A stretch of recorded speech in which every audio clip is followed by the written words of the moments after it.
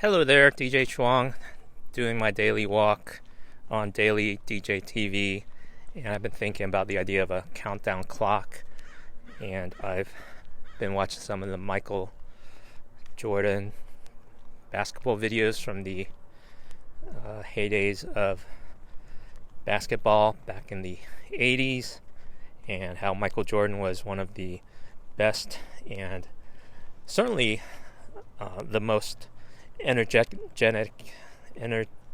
and fun basketball player to watch.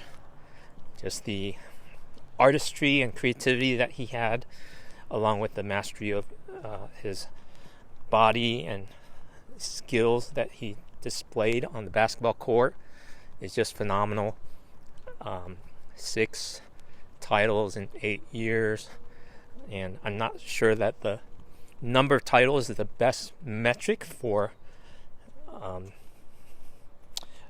talent, but it is one metric of achievement and so on. But one of the things you'll notice is how he had a number of occasions where the countdown clock was coming to the last seconds, and then he would come through in the clutch with a winning shot. And as I look at my life, I am 53 years old, about to celebrate my 25th anniversary to my dear wife on tomorrow, April 30th. Very grateful for the gift that she is to me and her lifetime companionship, her love and commitment to me. And what I'm realizing, there's a countdown clock on my life. Not just because of the pending uncertainty of the coronavirus pandemic and who that will strike next. Even on my own life, even if it were a normal condition, that this body of mine will age out. It's just a matter of time. That life will end one day, and my mortal body will die, and I will have its last breath, and I don't know when that will happen, and I don't care to make it happen. I'm doing what I can do in terms of my self-care, but there is this cosmic countdown clock. It's ticking, ticking, ticking, and that countdown clock gives me a little sense of urgency.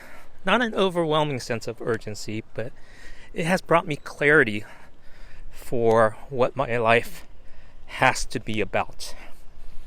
And there's a few things that are most important to me that I've come to discover after 53 years of living. It's taken me that long to get to this point of life to realize what matters most. And it's not the banal, trite answer of family and friends, though it is that.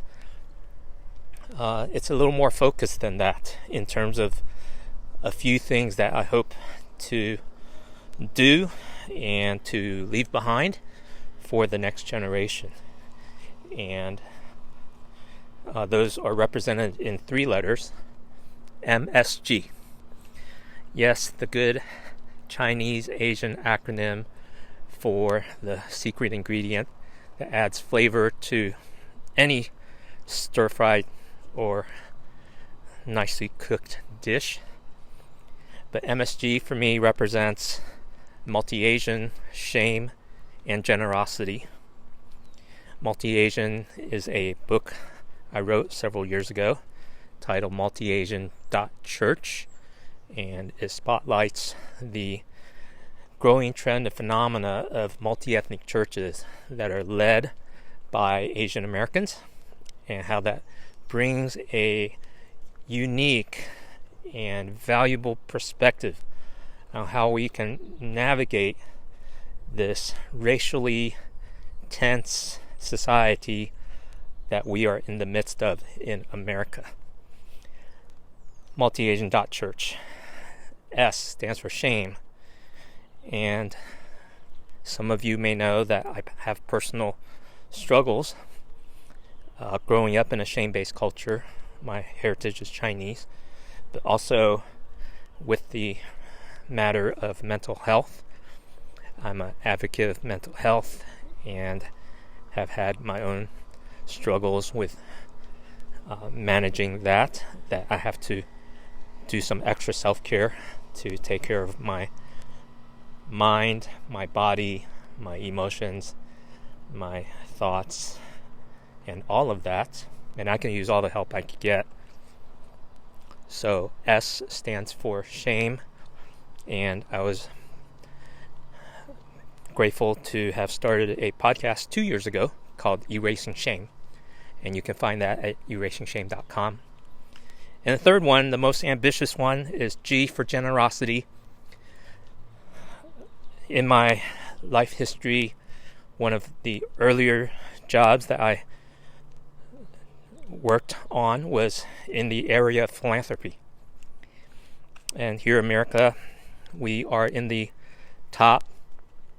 Even if you had an average income of, say, $50,000, whether as an individual or as a family, you're in the top 5% or even higher in terms of the global wealth income index. So we have so much more than many in the world, and we can fine-tune our lifestyle to be more generous in many ways. And through our generosity, we can make a bigger difference in the world. And from the experiences that I've had in working in the philanthropy world and learning some things that I not had the opportunity and wouldn't have known where to learn, I hope to open up more of a public conversation so that we can learn how to be generous together, using things like a donor advised fund, for example. Me and my wife and family have been privileged. We recognize our privilege and we give it away to empower others through our generosity and charitable giving, as well as our volunteer time.